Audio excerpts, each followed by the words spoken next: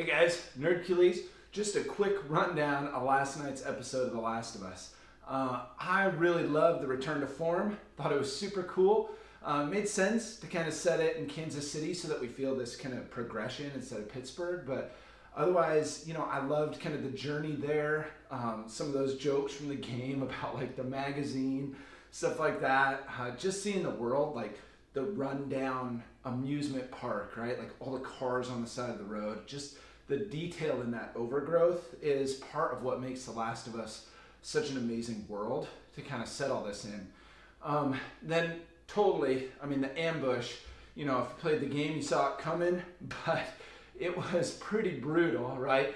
Scared the crap out of me when the cinder block hits the windshield of the car. But the fight that follows, I love that we're starting to see that paternal nature coming out in Joel and that connection through the jokes, through the Chef Boyardee, through protecting Ellie, just that connection between those two coming out. Obviously that scene where the Marauder gets killed, that's kind of haunted me all day. Really intense, so kind of hoping we don't get a lot more on that level, but quite frankly, that's part of the world, right? It's kind of the rawness of that brutality. So I think in that regard, it was really good. With these new characters, Kathleen and Perry, I thought that they're intriguing. There's been a lot of talk today about Perry. Seemed okay to me. Just kind of a merc, but Kathleen seems really interesting to me. I think the casting was perfect because she feels so sweet, like she's gonna bake you a pie, but then she's killing the doctor who delivered her, right? So obviously ruthless. And it's pretty cool to see a little more backstory in this scene that otherwise in the game was just kind of like a survival type scene. Then kind of rounding it out with Sam and Henry.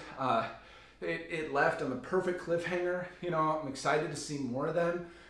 Just kind of seeing their hideout with all the Superman photos and stuff like that just broke my heart, And so in the game, they're not connected to those mercenaries like this. And so I'm really interested to see kind of how that plays out, what Kathleen thinks they did, how that connection is assumed, and what happens in next week's episode.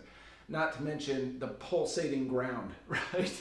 Obviously pretty freaky. Obviously some kind of giant mushroomed infected lives under there.